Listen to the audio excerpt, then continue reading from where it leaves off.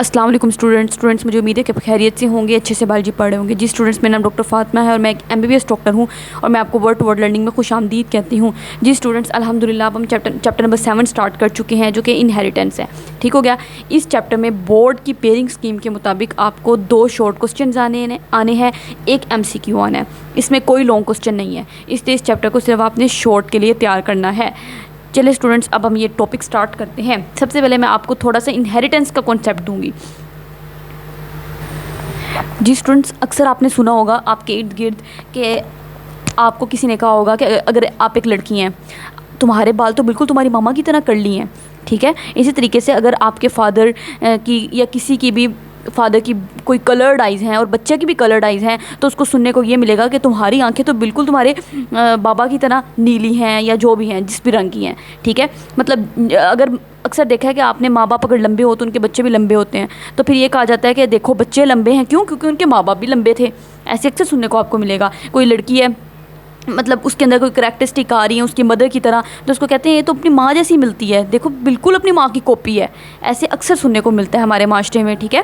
तो ये जो करैक्टरिस्टिक्स आ रही हैं आपके अंदर, ये आपके पेरेंट्स से आ रही हैं। ठीक हो गया। जिस तरह मेरे अंदर कुछ करैक्टरिस्टिक्स मेरे पेरेंट्स से आई होंगी, मेरे पेरेंट्स के अंदर कुछ करैक्टरिस्टिक्स उनके पेरेंट्स से उनके अंदर आई होंगी, उनके पेरेंट्स के अंदर कुछ करैक्टरिस्टिक उनके पेरेंट्स से उन्हें मिली होंगी। तो इस तरीके से सिलसिला जारी रहता है। ठीक हो गया। ये जो करैक्टरिस्टिक्स का ट्रांसफ़र है, ठीक है, जो फॉर एग्जांपल मैंने आपको बताया कि ये लड़की है, फॉर एग्जांपल इस लड़की के कर्ली बाल हैं। ठीक है। और इसकी मदर के भी कर्ली बाल थे। तो ये जो इसको कर्ली बाल मिले हैं इसकी मदर से, ये क्या हैं? ये मदर से इसको जो करैक्टरिस्टिक्स ट्रांसफ़र हुई हैं, इसी प्रोसेस को इनहेरिटेंस कहते हैं। इनहेरिटेंस का मतलब है कि बच्चों से कुछ करैक्टरिस्टिक्स का, कुछ खसूसियात का, वालिदैन से कुछ करैक्टरिस्टिक्स का, कुछ खसूसियात का बच्चों के अंदर मुंतकिल हो जाना। ठीक है। इसी को इनहेरिटेंस कहते हैं। लेकिन मैं बिल्कुल भी अपने पेरेंट्स जैसी नहीं हूँ। ठीक है। मेरे अंदर बहुत से फ़र्क है अपने पेरेंट्स से। मैं जिस तरह सारे बहन भाई एक जैसे नहीं होते, हालांकि एक ही पेरेंट्स से आए हैं। तो ये जो चीज़ है इसको कहते हैं वेरिएशन। वेरिएशन का क्या मतलब होता है? मुख्तलिफ होना, तब्दीलियाँ, डिफरेंसेस। ठीक है। ये वेरिएशन को हमने लास्ट चैप्टर में पढ़ना है। तो ये जो हमारी करैक्टरिस्टिक्स हमारे पेरेंट्स से मिलती हैं, रिजेंबल करती हैं, वहाँ उनसे आई हैं, इस प्रोसेस को इनहेरिटेंस कहते हैं। सही हो गया। जी स्टूडेंट्स, यही लिखा हुआ है कि एक ऑर्गेनिज्म जो होता है is made up of many structural and behavioural characteristics. उस ऑर्गेनिज्म के अंदर बहुत सी स्ट्रक्चरल करैक्टरिस्टिक्स भी होती हैं। स्ट्रक्चरल करैक्टरिस्टिक्स वो होती हैं, वो करैक्टरिस्टिक्स मतलब खसूसियात। ठीक है। वो खसूसियात जो एक ऑर्गेनिज्म का, एक लिविंग ऑर्गेनिज्म का स्ट्रक्चर बना रही हैं। मतलब जिस तरह वो दिखने में लगता है, जिस तरह कि उसका आई कलर, उसका हेयर कलर, बालों का क्या रंग है, उसके बालों का टेक्सचर कैसा है, उसके स्ट्रेट बाल हैं, कर्ली बाल हैं। ठीक है। ये चीज़ें बिहेवियरल करैक्टरिस्टिक्स भी होती हैं एक ऑर्गेनिज्म की। बिहेवियरल खसूसियात का मतलब है उसका कैसा बिहेवियर है, यानी कि जब कभी वो खुश होगा वो स्माइल करेगा, रात के वक्त सोना, ये एक बिहेवियर है। ठीक है। जब आप उदास होगे तो आप रोते हो। ठीक है। सैड होते हो। तो ये सारी बिहेवियर के अंदर करैक्टरिस्टिक्स हैं। ठीक है। तो वो कहते हैं ऑर्गेनिजम्स जो होते हैं ये अपनी ये करैक्टरिस्टिक्स, स्ट्रक्चरल भी बिहेवियरल भी, ये अपने बच्चों को मुंतकिल कर रहे होते हैं, अपने ऑफस्प्रिंग को दे रहे होते हैं। ऑफस्प्रिंग मतलब उनके जो बच्चे होते हैं। ठीक है। यानी कि वो कह रहा है कि हर बच्चा जो होता है उसके अंदर जो खसूसियात आ रही होती हैं, जो करैक्टरिस्टिक्स होती हैं, वो उसके पेरेंट्स से आ रही होती हैं, from each parent, her parent से। मतलब ये बेटी है तो इसकी कुछ खसूसियात उसको उसके फादर से मिल रही होंगी, कुछ करैक्टरिस्टिक इसके अंदर इसकी मदर वाली आ रही होंगी। हो सकता है इसका जो हेयर कलर है वो इसकी मदर की तरह हो सकता है इसका जो आई कलर है, आंखों का रंग है, वो इसके फादर की तरह हो। तो कुछ करैक्टरिस्टिक्स इसके अंदर इसके फादर से आ रही हैं, कुछ मदर से आ रही हैं। तो हर पेरेंट से कुछ ना कुछ खसूसियात बच्चों को जा रही होती हैं, मुंतकिल हो रही होती हैं। तो आगे अब आपसे इनहेरिटेंस की डेफिनेशन पूछेंगे, क्योंकि ये है ही चैप्टर शॉर्ट क्वेश्चन के लिए। तो डिफाइन इनहेरिटेंस या डिफाइंड हेरिडिटी, बहुत इंपॉर्टेंट शॉर्ट क्वेश्चन है। ठीक हो गया। ये आपसे पूछा जाएगा। क्या है वो प्रोसेस जिसके ज़रिए से ये जो करैक्टरिस्टिक्स हैं, ये जो खसूसियात हैं, ये मुंतकिल होती हैं, ट्रांसफ़र होती हैं। किधर से किधर ट्रांसफ़र होनी है? पेरेंट्स से ऑफस्प्रिंग में, वालिदैन से बच्चों में। इस प्रोसेस को क्या कहते हैं? इस प्रोसेस को इनहेरिटेंस कहते हैं या हेरिडिटी कहते हैं। सही हो गया। तो वो प्रोसेस जिसके ज़रिए से खसूसियात वालिदैन से बच्चों में मुंतकिल होती हैं। कौन सी खसूसियात? उसका आई कलर, उसका हेयर कलर, उसका बालों का टेक्सचर, उसकी चिन की शेप, उसकी नाक की शेप, मतलब ये सारी खसूसियात। ठीक है।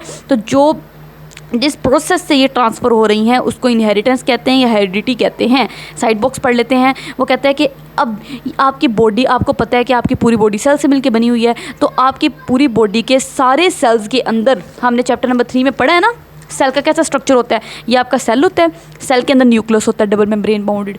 न्यूक्लियस के अंदर आपको पता है डीएनए पड़ा होता है। डीएनए पढ़ा है ना आपने चैप्टर नंबर 3 में, 9th क्लास में। डीएनए, ये जो डीएनए है ना, इसने आपकी सारी इन्फॉर्मेशन कंट्रोल करनी है। इसके ऊपर ये डीएनए ऐसे करके होता है। अभी हम आगे इस चैप्टर में हमने डिटेल में यही पढ़ना है। आपकी सारी इन्फॉर्मेशन इस डीएनए के ऊपर लगी हुई है, ठीक है। मतलब फॉर एग्जांपल डीएनए का इतना पार्ट है, मान लो ये कंट्रोल कर रहा है कि आपके बालों का टेक्स्चर कैसा होगा, आपके कर्ली बाल होंगे, आपके स्ट्रेट बाल होंगे। मान लो डीएनए का ये वाला जो पार्ट है, इतना सा पार्ट, इतना सा टुकड़ा, ये कंट्रोल कर रहा है कि आपकी आंखों का रंग कैसा होगा। ये कंट्रोल कर रहा है कि आपकी आंखों की शेप कैसी होगी, ठीक हो गया। तो इस तरीके से आपके बालों का कलर क्या होगा, वाइट, रेड कलर होगा, ब्राउन कलर होगा, ब्लैक कलर होगा। तो ये सब कुछ जो होता है, ये डीएनए के पास इन्फॉर्मेशन है, सारी इन्फॉर्मेशन डीएनए के पास है, ठीक हो गया। तो वो कहता है कि आपकी बॉडी के अंदर हर सेल जो होता है, क्योंकि आपकी पूरी बॉडी पता है आपको ट्रिलियंस ऑफ सेल से मिलकर बनी हुई है, तो हर सेल के अंदर, हर सेल के अंदर डीएनए है। हर सेल के अंदर पहले न्यूक्लियस है और न्यूक्लियस के अंदर डीएनए बैठा हुआ है।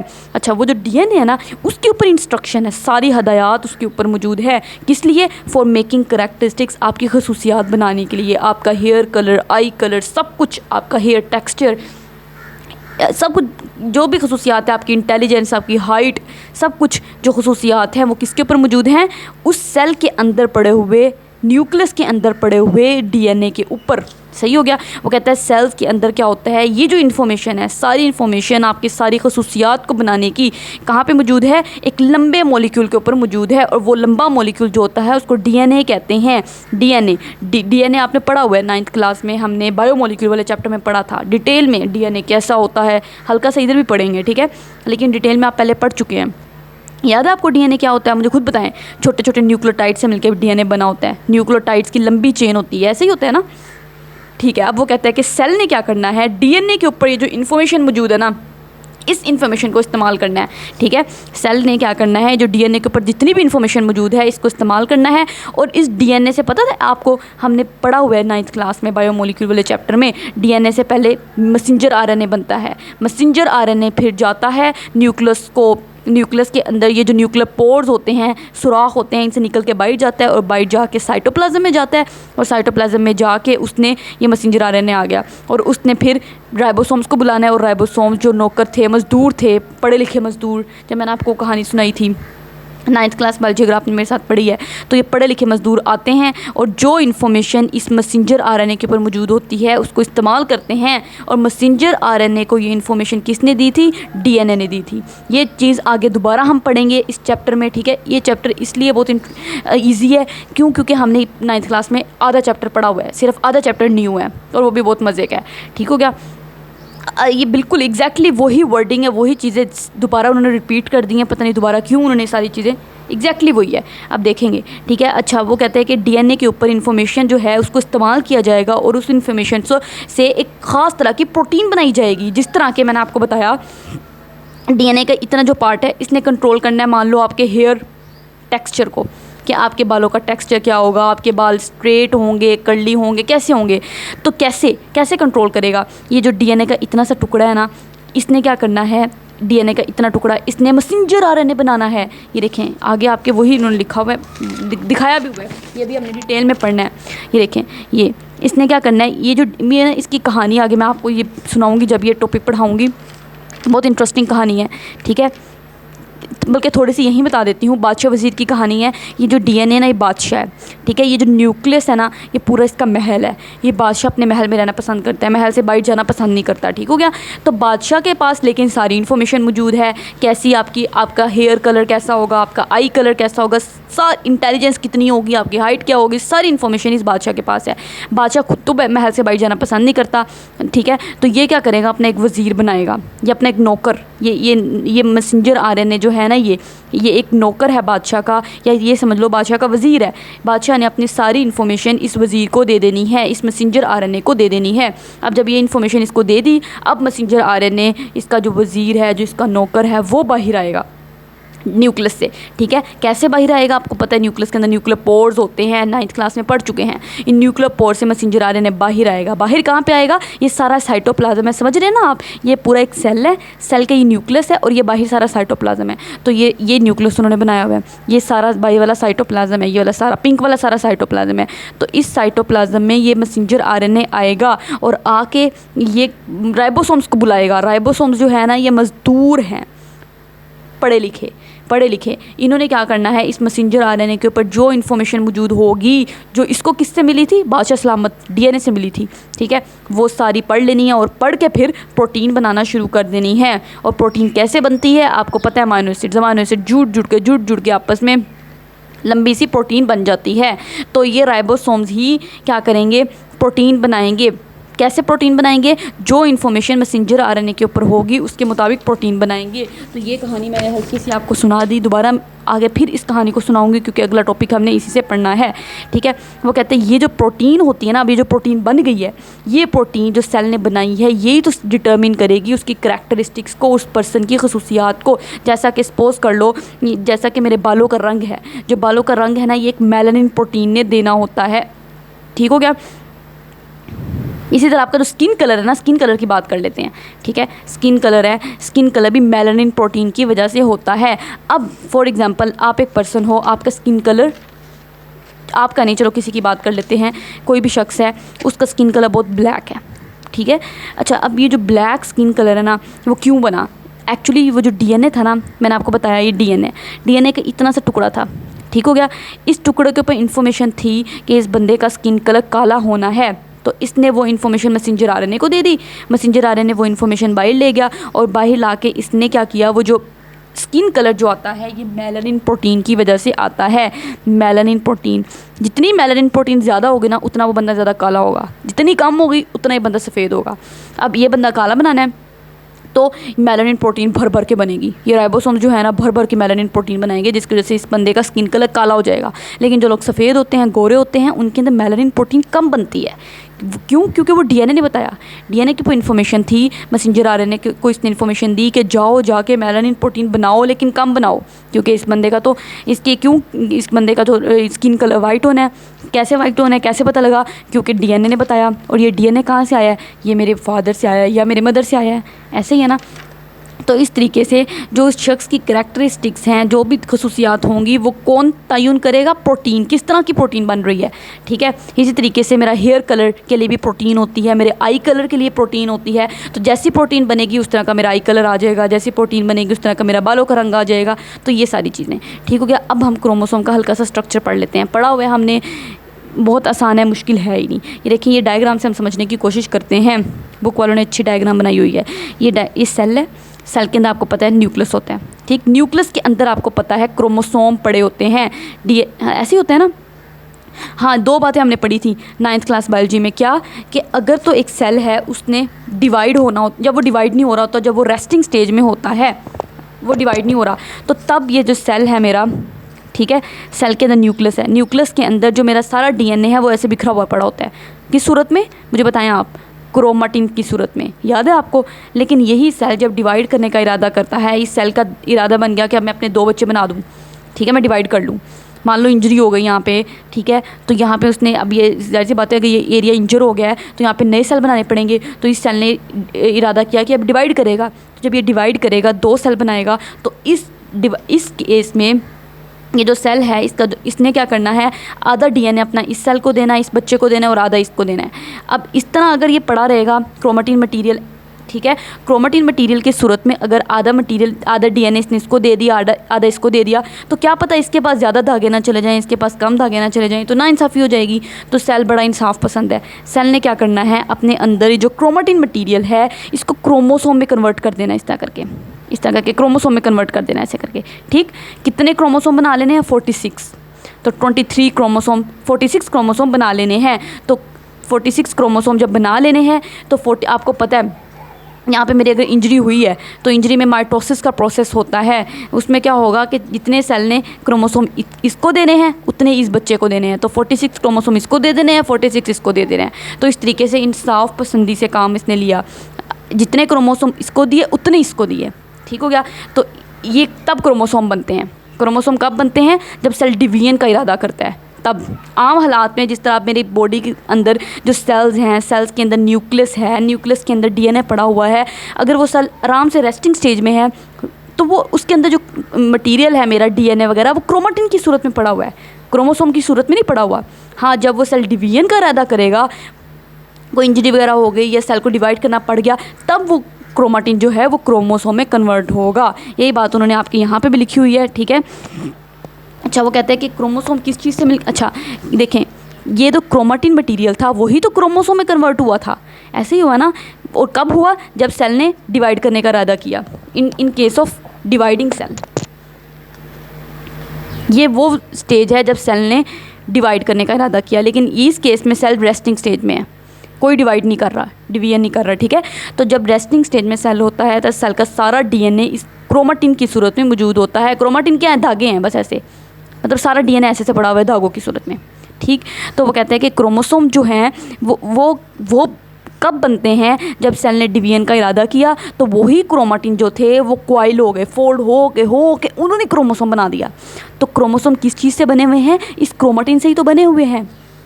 तो क्रोमोसोम किस चीज़ से मिलके बने हुए हैं? इस क्रोमेटिन मटेरियल से ही बने हुए हैं। और ये जो क्रोमेटिन मटेरियल है ये किस चीज़ से मिलके बना हुआ है? ये डीएनए से बन के बना हुआ है। सारा डीएनए मतलब डीएनए जाहिर सी बात है ऐसा होता है। तो वो डीएनए बहुत ज़्यादा फोल्डेड फॉर्म में पड़ा हुआ है ना, बहुत ज़्यादा फोल्डेड फॉर्म में पड़ा हुआ है, क्योंकि बहुत लंबा डीएनए होता है। इतना लंबा डीएनए अपनी इतनी सी जगह पे उसको घुसाना है, इतनी सी जगह पे रखना है, तो फिर थोड़ी सी उसको फोल्ड होकर रखना पड़ेगा ना, कैसे पूरा आएगा वरना। एक तो क्रोमेटिन मटेरियल डीएनए पे मुश्तमिल है, दूसरा अंदर हिस्टोन प्रोटीन होती हैं। हिस्टोन प्रोटीन क्या है? जिस तरह के ऐसे होता है, ये जो क्रोमेटिन मटेरियल मैं आपको जूम करके यहाँ पे दिखा रही हूँ, ठीक है। मतलब ऐसे करके डीएनए पड़ा होगा और अंदर ऐसे करके क्रोमेटिन, ये हिस्टोन प्रोटीन होगी। तो कुछ डीएनए जो होता है वो हिस्टोन प्रोटीन के इर्द गिर्द लिपटा होता है, सही है। मतलब ये ग्रीन वाली हिस्टोन प्रोटीन है ऐसे करके। तो डीएनए ऐसे भी पड़ा हुआ है और हिस्टोन प्रोटीन के इर्द गिर्द भी ऐसे करके लिपटा होता है, सारा इसके ऊपर लिपटा हुआ है, ठीक है। तो क्रोमेटिन मटेरियल किस चीज़ पे मुश्तमिल है? दो चीज़ों पे मुश्तमिल है, एक डीएनए और दूसरा हिस्टोन प्रोटीन। एक डीएनए और दूसरा ये ग्रीन वाली हिस्टोन प्रोटीन पे मुश्तमिल है। तो वही कह रहा है कि क्रोमेटिन मटेरियल दो चीज़ों पे मुश्तमिल है, एक डीएनए और ख़ास प्रोटीन है जिनको हिस्टोन प्रोटीन कहते हैं, ठीक हो गया। देखिए यहाँ पर भी इन्होंने आपके डायग्राम दिखाई हुई है, ये देखें क्रोमेटिन मटेरियल किस चीज़ पर मुश्तमिल है। ये देखें डीएनए, ये वाला डीएनए और ये वाली येलो वाली हिस्टोन प्रोटीन। तो इन हिस्टोन प्रोटीन के इर्द गिर्द भी डीएनए लिपटा होता है और वैसे भी डीएनए मौजूद है, ठीक हो गया। तो क्रोमेटिन मटेरियल ये जो धागे पड़े हुए हैं किन चीज़ों से मिलके बने हुए हैं? डीएनए और हिस्टोन प्रोटीन। ये इंपॉर्टेंट एमसीक्यू है, ठीक है। अच्छा, क्रोमेटिन क्या है? कुछ भी नहीं है, एक धागे की तरह सारा मटीरियल है, थ्रेड लाइक मटीरियल है, धागे की तरह सारा, ठीक है। मतलब जिस तरह धागे उलझे हुए हैं आपस में, उस तरह ये मौजूद है। अच्छा, क्रोमेटिन में क्या होता है? आपको मैंने भी बताया क्रोमेटिन में क्या है कि डीएनए का लॉन्ग मॉलिक्यूल है, लंबा मॉलिक्यूल, और वो हिस्टोन प्रोटीन के इर्द गिर्द भी रैप हुआ है, लिपटा हुआ है हिस्टोन प्रोटीन के इर्द गिर्द भी, ठीक हो गया। तो लॉन्ग मॉलिक्यूल है डीएनए का जो रैप्ड हुआ है, किसके इर्द गिर्द रैप्ड हुआ है?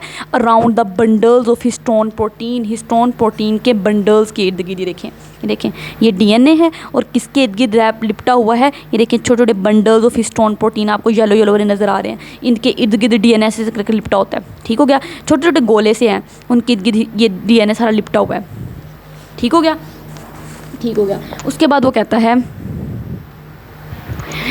वो कहता है कि जब सेल डिवाइडिंग स्टेज में नहीं होता, मतलब रेस्टिंग स्टेज में होता है, जैसा कि मैंने आपको बताया ये वाला सेल रेस्टिंग स्टेज में है, ठीक है। तो उस केस में ये सारा जो सेल के अंदर जो डीएनए होगा वो क्रोमेटिन मटेरियल की सूरत में होगा। अभी क्रोमोसोम नहीं है, अभी सारा क्रोमेटिन मटेरियल ही है, ठीक है। तो ये जो सारा क्रोमेटिन मटेरियल है ये कैसे पड़ा हुआ है? धागों की सूरत में पड़ा हुआ है। वो धागे जो कि न्यूक्लियस के अंदर बिखरे हुए हैं, वो ये देखें सारा थ्रेड लाइक फॉर्म में है और वो थ्रेड न्यूक्लियस के अंदर ऐसे बिखरा हुआ है, ठीक हो गया। आगे वो कहते हैं लेकिन जब सेल डिवीजन का इरादा करता है, सेल ने इरादा किया कि चलो अब मैं दो में डिवाइड हो जाता हूँ, उस केस में अब यही क्रोमेटिन मटेरियल फोल्ड हो के क्वाइल हो के क्रोमोसोम बना लेगा। ये देखिए क्रोमोसोम इस तरह करके क्रोमोसोम का स्ट्रक्चर होता है ऐसे करके, ठीक हो गया। ये क्रोमोसोम बना लेगा तो ये क्रोमेटिन मटेरियल क्वाइल करेगा, क्वाइल करके इसने स्ट्रक्चर ऑफ क्रोमोसोम बना लेना है। और क्रोमोसोम का स्ट्रक्चर एक कॉम्पैक्ट स्ट्रक्चर है, एक सॉलिड स्ट्रक्चर है। देखें, एक ख़ास स्ट्रक्चर है क्रोमोसोम का, नज़र आ रहा है आपको। तो ये क्रोमोसोम के स्ट्रक्चर में ये चीज़ आपने पढ़ी हुई है, सारा मैंने क्रोमोसोम का स्ट्रक्चर आपको समझाया हुआ है 9th क्लास में, लेकिन दोबारा हमने पढ़ना है क्योंकि दोबारा बुक वालों ने दिया हुआ है। ये वाला जो मैं येलो से कर रही हूँ, ठीक है, ये जो क्रोमोसोम की बाजू है इसको कहते हैं क्रोमाटिड, ठीक है। ये पूरी, ये सारी एक क्रोमाटिड है, इसको कहते हैं क्रोमाटिड, ठीक हो गया। और ये जो दरमियान में स्ट्रक्चर है ये वाला, इसको कहते हैं, सेंटर में है, सेंट्रोमेयर, ठीक हो गया, सेंट्रोमेयर। तो ये बात उसने लिखी हुई है कि ये वाला जो सारा स्ट्रक्चर है इसको क्रोमाटिड कहते हैं, और जो दरमियान में स्ट्रक्चर है, सेंटर में स्ट्रक्चर है, इसको सेंट्रोमेयर कहते हैं। तो क्रोमोसोम क्या है, एक रोड शेप्ड, जैसे एक रोड सलाख नहीं होता, उसी तरीके से देखें रोड की शेप का स्ट्रक्चर है। और ये किस चीज़ पे मुश्तमिल है, 2 आइडेंटिकल हाफ्स पे मुश्तमिल है। अच्छा, क्रोमोसोम, अक्सर स्टूडेंट्स कंफ्यूज हो जाते हैं कि ये क्रोमोसोम है या ये क्रोमोसोम है, ऐसे होता है ना, आपको समझ नहीं आ रही होती। एक्चुअली ये दोनों ही क्रोमोसोम है, ये भी क्रोमोसोम है, ये भी क्रोमोसोम है। बस फ़र्क ये है कि जो ये वाला जो क्रोमोसोम है ना, क्योंकि मैंने आपको बताया क्रोमोसोम कैसे बना है, क्रोमोसोम बना है, ये वाला जो क्रोमाटिन मटेरियल है यही कॉइल्ड हुआ है ना, और उसने क्रोमोसोम बना दिया है। तो जिस चीज़ से क्रोमाटिन मटेरियल बना हुआ था, इन 2 चीज़ों से बना हुआ था, उसी चीज़ से तो क्रोमोसोम बना होगा। तो क्रोमोसोम, अगर क्वेश्चन आ जाए कि chromosome is composed of, chromosome किस चीज़ पे मुश्तमिल है, तो भी ये डीएनए और हिस्टोन प्रोटीन पे मुश्तमिल है, ठीक हो गया। तो वही मैं चीज़ आपको दिखाने की कोशिश करी हूँ इस तरह से। क्रोमोसोम में डीएनए, ये सारा डीएनए और ये हिस्टोन प्रोटीन समझ लें, डीएनए, ठीक है। इस तरह करके जगह जगह अंदर हिस्टोन प्रोटीन, जो कि हमने ग्रीन से बनाई थी, तो ये हिस्टोन प्रोटीन लगी हुई है, ये हिस्टोन प्रोटीन है, ठीक है। तो क्रोमोसोम भी किस चीज़ पर मुश्तमिल है, हिस्टोन प्रोटीन्स पे और डीएनए पे, ठीक हो गया। अच्छा, ये भी क्रोमोसोम है, ये भी क्रोमोसोम है, बस फ़र्क ये है कि ये क्रोमोसोम जो होता है ये एस फेज से गुजर चुका है। याद है आपको, हमने सेल साइकिल में पढ़ा था, एक एस फेज होती है, एस फेज में ना डीएनए आपका रेप्लिकेट करता है, सही हो गया। तो यहाँ पे जो डीएनए है, यहाँ पे जो डीएनए मैंने आपको बताया मौजूद है, वही डीएनए की कॉपी यहाँ पे बन गई है, सेम टू सेम, ठीक है।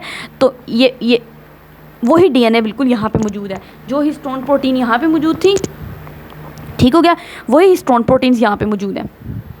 तो ये भी एक क्रोमोसोम है, ये भी एक क्रोमोसोम है। क्रोमोसोम का एक्चुअली हम कितने क्रोमोसोम है उसका अंदाज़ा लगाते हैं उसके सेंट्रोमेयर्स की बुनियाद पे। जितने सेंट्रोमेयर्स होंगे उतने क्रोमोसोम्स होंगे। जिस तरह ये ना एफएससी का कॉन्सेप्ट मैं आपको बता रही हूँ, लेकिन आपके भी बुक में लिखा हुआ है, आपकी बुक में स्टूडेंट्स को इस लेवल पे अमूमन नहीं पता होता। आप किसी अपने दोस्तों से पूछना, उसको नहीं पता होगा, उनको बहुत ही कम है कि उनको पता हो कि ये भी एक क्रोमोसोम है, ये भी एक क्रोमोसोम है। स्टूडेंट्स बहुत कंफ्यूज करते हैं, क्यों? क्योंकि क्रोमोसोम का नंबर हम हमेशा तयन करते हैं उसके सेंट्रोमेयर्स की बुनियाद पे। जितने सेंट्रोमेयर्स होंगे उतने ही क्रोमोसोम्स होंगे। एक सेंट्रोमेयर है, एक क्रोमोसोम है, इसके पास भी तो एक ही सेंट्रोमेयर है, तो ये भी एक क्रोमोसोम है। हाँ, ये वो क्रोमोसोम है जो एस फेज से गुजर चुका है। याद है आपको, सेल साइकिल में हमने पढ़ा था G1 phase, S phase, G2 phase, वो वाली सारी चीज़ें, ठीक है। तो वो कहता है कि क्रोमोसोम एक रोड शेप स्ट्रक्चर है और 2 आइडेंटिकल हाफ पे मुश्तमिल है। एक्चुअली वो इस क्रोमोसोम की बात कर रहा है। 2 हाफ हैं, एक ये वाला हाफ और एक ये वाला हाफ, और दोनों आइडेंटिकल हैं, बिल्कुल एक जैसे हैं। जो डीएनए और हिस्टोन प्रोटीन यहाँ है, वही डीएनए और हिस्टोन प्रोटीन यहाँ है, सही हो गया। अच्छा, वो कहता है हर हाफ जो होता है क्रोमोसोम का उसको क्रोमाटिड कहते हैं। जिस तरह के ये वाला एक क्रोमाटिड, ये दूसरा क्रोमाटिड, ये दोनों क्रोमाटिड्स जो होती हैं बहनें होती हैं, इसलिए इनको सिस्टर क्रोमाटिड्स कहते हैं। यानी कि ये वाला जो है ना, ये पूरा ये एक क्रोमाटिड है येलो वाला, और ये जो मैं ग्रीन वाला बना रही हूँ ये सारा एक क्रोमाटिड है, ठीक हो गया। तो ये 2 क्रोमाटिड्स पे मुश्तमिल है, वही बात उसने लिखी हुई है। उसके बाद वो कहते हैं कि जो 2 क्रोमाटिड्स होते हैं क्रोमोसोम के, ये दोनों एक दरमियान में अटैच होते हैं एक पॉइंट पर, उस पॉइंट को सेंट्रोमेयर कहते हैं। देखें, ये क्रोमाटिड येलो वाली और ये जो ग्रीन वाली क्रोमाटिड है, दोनों अटैच्ड हैं एक सेंटर में, एक पॉइंट पे, उस पॉइंट को हम सेंट्रोमेयर कहते हैं। बिल्कुल सही बात है, ठीक हो गया। अब आगे क्या कह रहा है कि जो सेंट्रोमेयर है ना, इसने ही तो 2 क्रोमाटिड्स को आपस में जोड़ के रखा हुआ है, until they separate during cell division. यहाँ तक के सेल डिवीजन का प्रोसेस आ जाए और ये दोनों एक दूसरे से अलग हो जाएं। ये देखें, इन दोनों क्रोमेटिड्स को आपस में इस सेंट्रोमेयर ने जोड़ कर रखा हुआ है। फिर आपको पता है कि सेल डिवीजन में दोनों क्रोमोसोम एक दूसरे से अलग हो जाते हैं। याद है ना आपको एनाफेज में क्या होता है, जब एनाफेज का प्रोसेस आता है ऐसे करके क्रोमोसोम दरमियान में होता है, तो ये इधर खींचा चला जाता है, ये बाजू इधर खींची चली जाती है। ठीक हो गया। तो वो कहते हैं कि वैसे तो ये जो सेंट्रोमेयर है इसने इन दोनों क्रोमेटिड्स को आपस में जोड़ के रखा हुआ है। कब तक जोड़ के रखा हुआ है? जब तक ये दोनों एक दूसरे से अलग नहीं हो जाते। अलग तब होना है जब एनाफेज आना है सेल डिवीजन का। पढ़ा हुआ है हमने सेल साइकिल में, माइटोसिस में पढ़ा है ना आपने, प्रोफेज, मेटाफेज, एनाफेज, टीलोफेज। वही चीज़ मैंने आपको रिमाइंड कराने के लिए आपकी 9th क्लास की बायोलॉजी की बुक रखी हुई है, ताकि आपको याद आ जाए कि ये सारी चीज़ें आपने पढ़ी हैं, भूलनी नहीं है आपने। ठीक है, ये सारी चीज़ें भूलने के लिए नहीं पढ़ते। ये देखें एनाफेज में, ये देखें आपने देखा था ये जो दोनों क्रोमोसोम्स थे ये एक दूसरे से अलग हो रहे थे। ये देखें ये क्रोमोसोम था, उसकी दोनों फिर क्रोमेटिड्स, एक क्रोमेटिड था, एक ये क्रोमेटिड था। ये देखें दोनों क्रोमेटिड फिर एक दूसरे से अलग हो जाते हैं एनाफेज में। ठीक हो गया। तो वो कहता है जब तक वो एक दूसरे से अलग नहीं होते तब तक तो सेंट्रोमेयर ने इनको आपस में दोनों को जोड़ के रखा हुआ है। किनको? इन दोनों क्रोमेटिड्स को। ठीक हो गया। अब वो कहते हैं कि जो प्रोकैरियोट्स होते हैं उनके अंदर सिर्फ एक ही क्रोमोसोम है बस।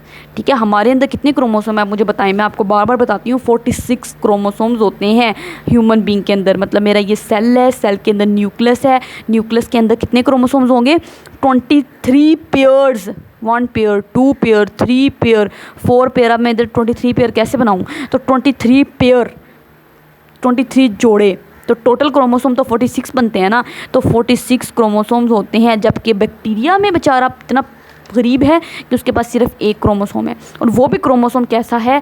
सर्कुलर डीएनए मॉलिक्यूल से मिलके बना हुआ है। मतलब बैक्टीरिया ऐसे होता है ना, ये उसकी सेल वॉल है, और फिर बैक्टीरिया के अंदर क्या होता है, यहाँ पे ऐसे करके साइटोप्लाज्म, उसका बैक्टीरिया का तो न्यूक्लियस होता ही नहीं है, अंदर सेल मेम्ब्रेन होगी। ठीक है, उसके बाद बैक्टीरिया का न्यूक्लियस तो होता ही नहीं है, आपको पता है। बैक्टीरिया का जो डीएनए होता है हमारा, हालांकि हमारा जो डीएनए होता है वो न्यूक्लियस के अंदर मौजूद है, लेकिन जो बैक्टीरिया का डीएनए होता है ना वो न्यूक्लियस के अंदर नहीं होता, वो ऐसे साइटोप्लाज्म के अंदर तैर रहा होता है। और वो भी कैसा? सर्कुलर डीएनए मॉलिक्यूल है, सर्कुलर, गोल गोल ऐसे करके। हमारा तो ऐसे होता है ना, लंबा लंबा लंबा लंबा लंबा, उनका लंबा लंबा नहीं होता, उनका सर्कुलर होता है। अच्छा, it is not bounded by nuclear envelope. वही मैंने आपको बताया, कोई न्यूक्लियस इन्वेलप से बाउंड नहीं है, कोई न्यूक्लियस के अंदर मौजूद ही नहीं है।